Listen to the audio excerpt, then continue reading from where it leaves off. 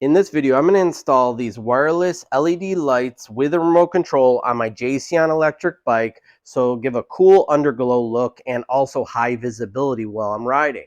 A link to this product is above and also in the description. Now, these LED lights are really easy to install using this two-sided tape Velcro attachment, or you can use these kind of rubber bands that hook to the housing. You can see how nice and compact they are. There is the charge port on the back of the housing, and then the remote is nice and compact, and you can change it from the variety of colors that you see here. You can also have it fade in and out, strobe if you need to.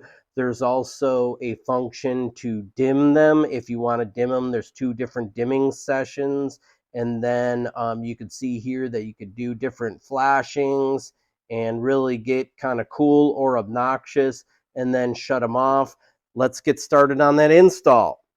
So to attach these, you can use this little rubber band, stick it like this, and then wrap it around the frame, and that would be attached using that clear rubber band. And then you can also use these two-sided tape Velcro pieces. So I'm going to do that on one of these, and I'm just going to simply put it away from the charge port like that. And then this piece will go on the frame of the e-bike. To get a nice even distribution of the glow lights, I'm going to install one under the frame here, maybe two under the seat, and then one in the rear. I have the Velcro attached on the back here, and I'm going to try to fit this up as far forward as I can in between the rails of the frame. So that one will go on right there like that. On the back, under the cargo rack, I'm going to install it using two-sided tape under here.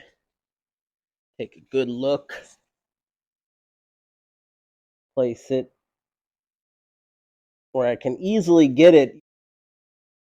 If you want to do a frame mount using the rubber band, what you do is take the rubber band, slide it in the notch on the one side, wrap it around the frame, and then it simply attaches just like that. Pretty nice and easy.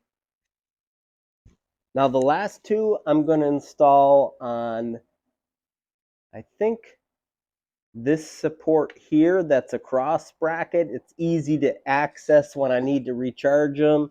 And I'll put the other one here.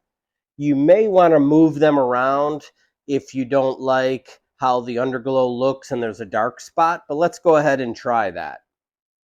All right, here's what the bike looks like with the lights installed. It really looks cool at night.